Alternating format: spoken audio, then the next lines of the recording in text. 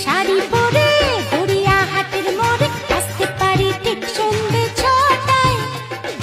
এলাম যে কথা নিতে পুজোর অষ্টমীতে, ঠিক বলো না আসছো তুমি কটায়?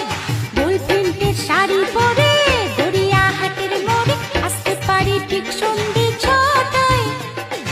এলাম যে কথা নিতে পুজোর অষ্টমীতে, ঠিক বলো না আসছো তুমি কটায়?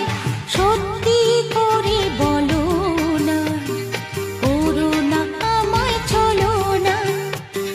সত্যি করে বলো না, করো না আমায় চলো না।